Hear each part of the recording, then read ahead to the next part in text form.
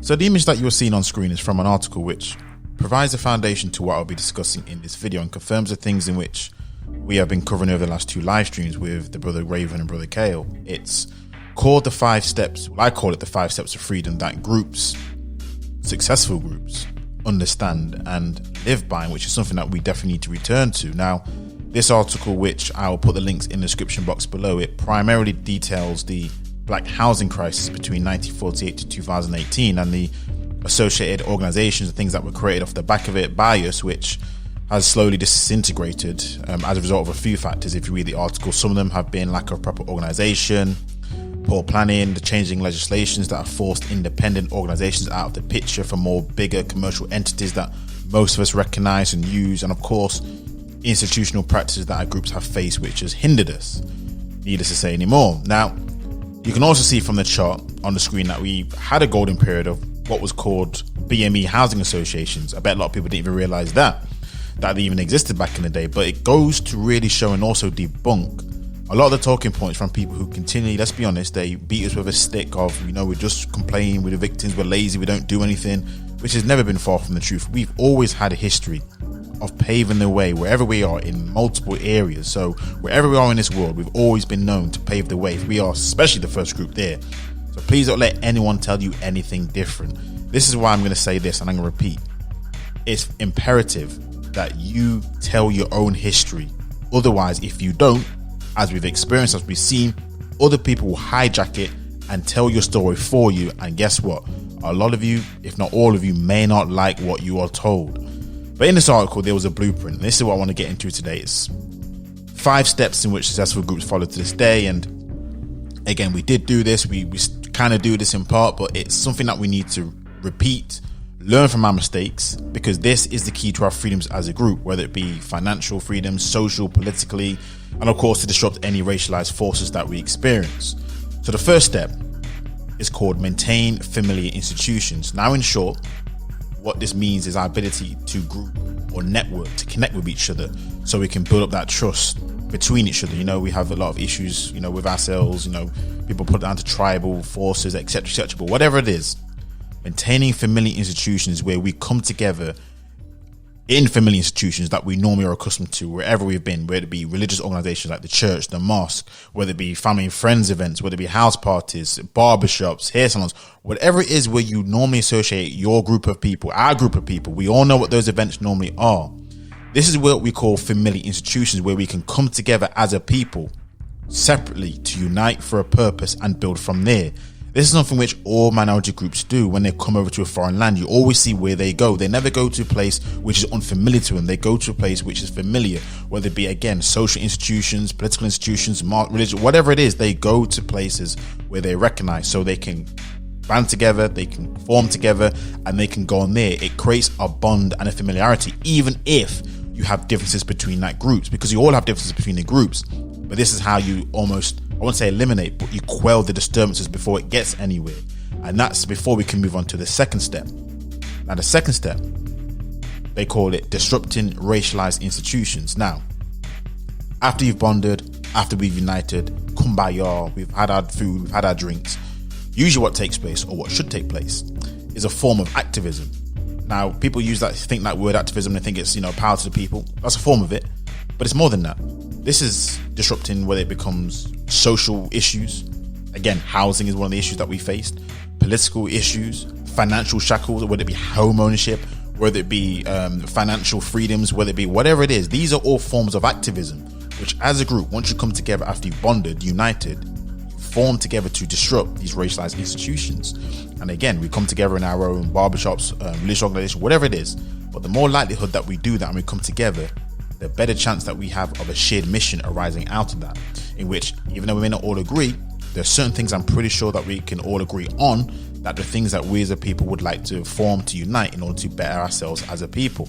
This is why, if you realize, whenever people want to try and learn or disrupt or find out about Islamic terrorism, what do? They get people on the ground to go to where? Usually Islamic, or say local mosques, because they understand what the blueprint is. They understand once a group is together in familiar organizations for a long period of time and they get to know each other, things take place. Now, of course, that's the bad side of things, but even good things. But generally speaking, activism takes place in the form of many, many different things. So after the fellowship begins the work. And what is that work? That's the third step. It's creating institutions.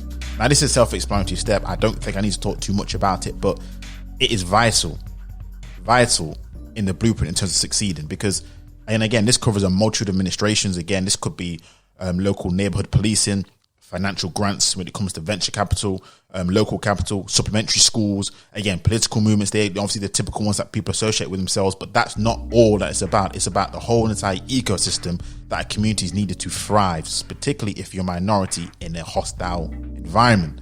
They all count under this umbrella of creating institutions. So whatever the need of the people is, again, we may not agree on everything, no one ever does, but whatever we do agree on and what we do need to do, this is how it gets created. This is what we need to do. We need to create these institutions. And it's not about brick and mortar, especially not nowadays. It's just the idea of creating a situation where we as a people can benefit from. It's for our people, cultivated by our people. And that leads to the fourth and most important step here: maintaining these institutional or these organizations. Because it's one thing to create them. And again, the chart that I shown at the start of the video, and you can see it in here in regards to what we did build, but a lot of these didn't last. And the reason why? Because again, we didn't maintain these organizations. We didn't keep these under lock and key. Now, granted, there are things outside of force which helps to relinquish that. However, in order to be effective, what we need to be able to be good at doing is cultivating, but continuing our organization so it's effective. So it's not just something that's just a little sprout, but it blossoms into an oak tree. We're good at starting things, but these things fade over time, and it's for various reasons. We have to be effective so these things can have a long-lasting, what we call legacy. And to do that, one of the things we have to do as well is we have to be in complete ownership and control of that group. So when it comes to sometimes outside forces, there's a reason why people are kind of against it at certain situations, because they understand the play, they understand the history. It's not that we're saying it's a bad thing for outsiders, but we understand how these things roll. That's why all the groups, minority groups especially, there are things that you don't even know that they have about, because it's all about them.